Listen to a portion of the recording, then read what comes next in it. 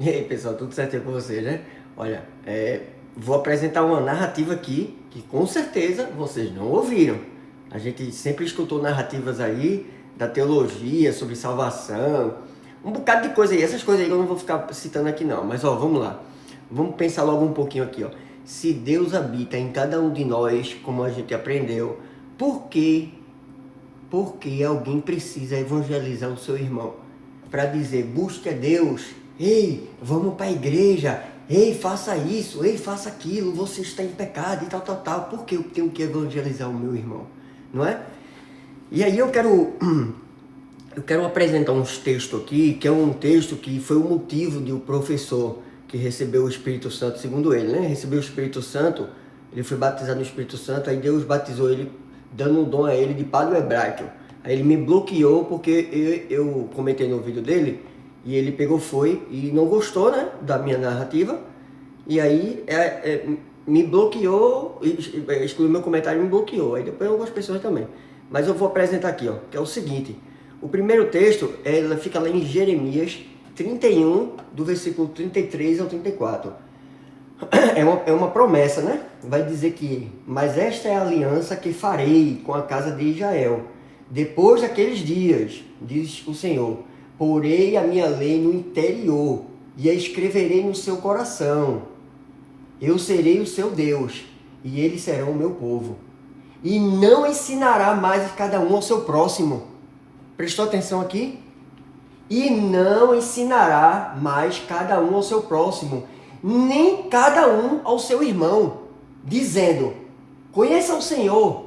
Ou seja, ei, você precisa conhecer Deus, precisa conhecer Jesus, né? Porque todos me conhecerão, desde o menor até o maior deles, diz o Senhor. Porque perdoarei a sua maldade e nunca mais me lembrarei dos seus pecados. Viu que aqui está falando de maldade e pecado, né? Que isso aí é um bom tema para eu gravar outro vídeo. E eu vou gravar, aproveitar e vou interligar esse vídeo. Então aqui há uma profecia de que Deus iria habitar nas pessoas, então ninguém ia precisar ensinar nada ao seu irmão, evangelizar. Por quê? Porque Deus não iria habitar na pessoa? Como é que tu vai ensinar uma coisa à pessoa se o Deus que está te usando está nela também? Que loucura é essa, pessoal? Vamos lá para o texto lá de agora, no Novo Testamento. Eu fui botar meu celular aqui em modo aula, porque tem um perfil modo aula, né? Aí, vê só, aí no texto lá do Novo Testamento vai dizer assim, ó, lá em Hebreus 8, capítulo 8, versículo 10 a 11. Assim, porque esta é a aliança que depois daqueles dias farei com a casa de Israel, diz o Senhor. Porei as minhas leis no seu entendimento e no seu coração escreverei. E lhes serei por Deus, e eles me serão por seu povo. E não ensinará cada um seu próximo, nem cada um seu irmão, dizendo, conheça o Senhor, porque todos me conhecerão. Ele vai repetir o mesmo texto. E aí, lá na carta de... Vê, isso aqui é uma profecia, uma explanação, aqui é uma carta, né, que vai falar dos Hebreus, que é uma explicação do acontecimento, e lá 1 João, no capítulo 2, 27, ele vai falar uma coisa muito importante, que já é o resultado desse Espírito habitando na pessoa, que é o Espírito Santo, o Espírito de Deus, que vai dizer, ó, 1 João 2, 27, e não tendes necessidade de que ninguém vos ensine, mas com a unção vos ensina todas as coisas. Ou seja, Deus havia feito uma promessa de que ninguém ia precisar ensinar nada a ninguém a respeito de Deus, porque o próprio Espírito ia revelar àquela pessoa todas as coisas, ia mostrar mistério, ocultos, como está descrito aqui, que Deus revelou até a Paulo, né? Que foi chamado, Paulo vai dizer que eu fui como um filho nascido fora do tempo, mas Deus me revelou os seus segredos, né? O seu plano, né? E aí ele vai falando. Então, veja só, a profecia lá, a profecia não, a lei antiga dizia que você deveria ensinar essa lei, porque Deus não habitava no homem, certo? Nem habitava no homem, e muito menos o espírito do homem estava morto, não é? Lá em Adão, não morreu o espírito, o homem estava morto espiritualmente, o espírito.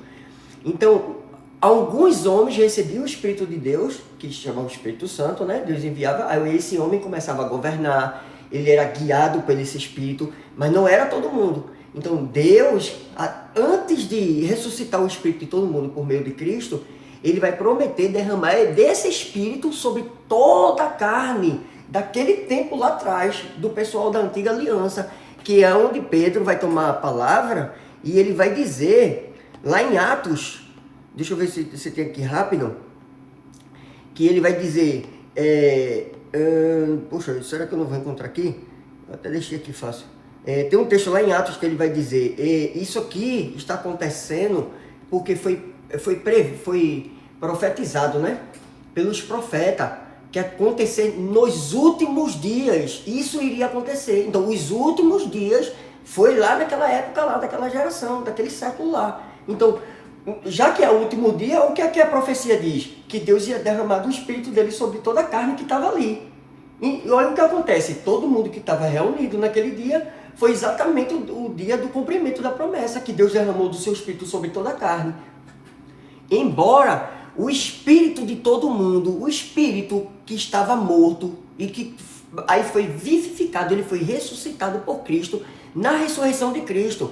Mas mesmo mediante ao povo escolhido e o povo não escolhido daquela época, nos últimos dias, Deus ainda derramou do seu Espírito para convencer as pessoas do pecado, da lei e do juízo. Ou seja, as pessoas ainda, além de ter o Espírito que eu tenho, vivificado por Cristo, elas ainda tinham o Espírito Santo que produzia dom. O meu Espírito que foi vivificado por Cristo, ele produz fruto. O Espírito Santo, ele produz dom. Então, quando você tem o Espírito Santo, você não precisa que ninguém ensine nada a você, porque o Espírito Santo ensina todas as coisas. Entendeu? Vai dizer, o apóstolo Paulo vai dizer que esse Espírito Santo, ele vai chegar o ponto dele, não é que ele vai deixar de existir, vai ser tirado, vai acabar a função, não vai precisar mais ter Espírito Santo. Entendeu? Não vai, por quê? Porque o Espírito Santo não produz os dons vão acabar porque o Espírito Santo não vai ter mais para ninguém. Para aquele Espírito Santo? É um Espírito separado, é um Espírito para uma ocasião, para os últimos dias. Para que vai ficar continuando por resto da vida? Tu quer sair agora ressuscitando todo mundo que já morreu somente uma vez e foi julgado? E foi-se embora, tu quer trazer a pessoa de volta? Tu quer curar para todo mundo te chamar de santo agora? Não é assim que funciona o reino de Deus. Entendeu? Se você quer realmente entender as coisas, quiser partir para a vida eterna, eu tenho uma narrativa aqui para você. Os caras por aí, ó, esses pregadores aí, esses líderes que se dizem espirituais, estão falando de salvação. Se você pergunta a ele salvação de quê, ele não sabe nem falar. É pecado, mas Jesus morreu pelo pecado, não morreu. Tirou, não tirou, foi, mas não foi. É uma confusão essa teologia. Eu tenho uma narrativa para apresentar para você aqui sobre a sua própria dedicação, se você quer partir para a vida eterna. Você quer viver eternamente? Eu tenho uma narrativa, não só bíblica, como histórica. Eu apresento para você pontos históricos, tanto dentro da cultura grego-romana, da romana, como da grega, né? Mas enfim, para apresentar essa questão de vida eterna. E também outras religiões, porque eu estou me apegando somente nessa região, né? Mas eu poderia abranger e ir para outros lugares do planeta Terra para a gente descobrir o que é que esse pessoal lá da Índia, do Japão, da China, Maia, Azteca, estavam falando. O que é que eles estavam, por meio das religiões, querendo buscar? Vida eterna. Vida eterna. Ninguém perdendo o meu pecado. Ninguém procurava por isso. A galera sabia que tinha perdido vida eterna. Eles não sabiam nem o que era pecado. Como é que eles estão pedindo perdão pelo pecado? Porque eles não tinham nem lei. Eles sabiam que tinham que buscar a vida eterna. Eu vou morrer, então o que eu tenho que fazer para não morrer? Ó, pessoal, eu tenho uma narrativa aqui para apresentar para vocês, para quem quiser ter vida eterna. É essa narrativa que eu tenho. Ninguém precisa evangelizar o seu irmão.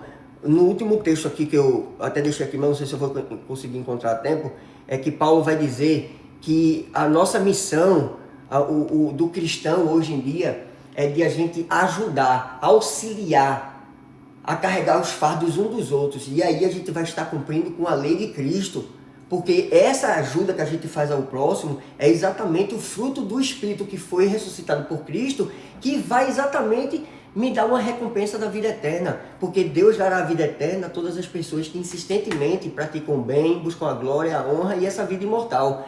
É lá em Romanos 7:2, se eu não me engano. ou é 2,7, né?